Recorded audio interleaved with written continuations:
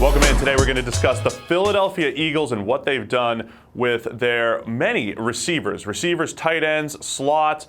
I love what they've done because I think in today's NFL, you have to be able to win with different styles with your receivers, and the Eagles have done a fantastic job of building some weapons around Carson Wentz. Let's take a look at all of the different receivers that they have. It's all about the different styles. So you've got Alshon Jeffrey on the outside, a big-bodied receiver that can go up, make contested catches, win in the red zone. But then I love the addition of Deshaun Jackson. So now you have two outside receivers. That's where those guys win on the outside, but they're completely different. Deshaun Jackson, even this deep into his career, a legitimate deep threat. So he can stretch the field. He's a guy that defenses truly do have to account for, and he complements Alshon Jeffrey extremely well. And then we circle down here, J.J. Arcega-Whiteside, that's your Alshon Jeffrey replacement down the road. He is a very similar player. He's not going to separate as well as some of the shiftier receivers, but he does know how to run routes extremely well. He's got a little bit of speed, but he makes his money in the contested catch game. So if Carson Wentz is willing to make those tight window throws, not only is Alshon Jeffrey going to catch them, but J.J. Arcega-Whiteside is going to catch them, because at Stanford, they essentially had him play power forward. They'd throw him in the end zone, let him post up, and he was incredible with his ball skills and body control.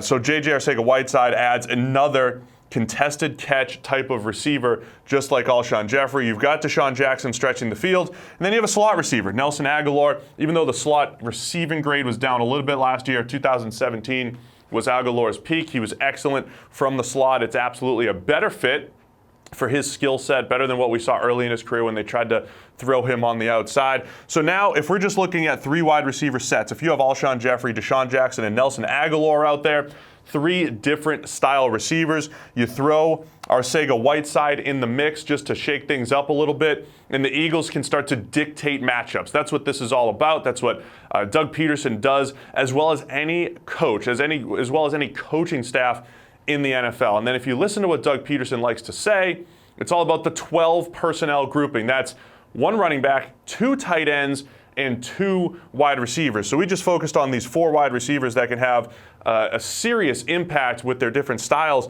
But I think the Eagles really want to win with their two wide receiver sets, and that's where it's Zach Ertz and Dallas Goedert. But Goedert, an excellent draft pick back in 2018, the number one tight end on our draft board. So with Goedert complementing Ertz, who is one of the best receiving tight ends in the NFL, you can truly dictate matchups. Those guys can line up in line. They can line up in the slot. Check out what Ertz did in the slot last year, a 70 receiving grade. But at tight end, look at that, 88.9, 91.7. So you can have them anywhere in the formation. Ertz is a fantastic route runner. Goedert has great speed and ball skills. So now what happens when you get into the red zone? This is what I love. You talked about Carson Wentz and what he can do as far as using his arm strength to put the ball into tight windows. That was where he was at his best back in 2017 when he was making that run for MVP. He now has Alshon Jeffrey, J.J. Arcega-Whiteside, Zach Ertz, and Dallas Goedert. Check out those formations in the red zone. It's like throwing to a basketball team. So I think the Eagles are doing a great job of putting Carson Wentz in position to succeed. Contested catch receivers, deep threats in Deshaun Jackson, slot receivers, tight ends that can win all over the field, and then they round it out with a little bit of depth. I'm still a huge fan of Mac Hollins. I think he still has some deep threat type of potential. We'll see if there's room for some of these guys at the bottom of the list, but at least those top six are matchup nightmares for any defense in any given week. I absolutely love what the Eagles are doing with all of their receivers.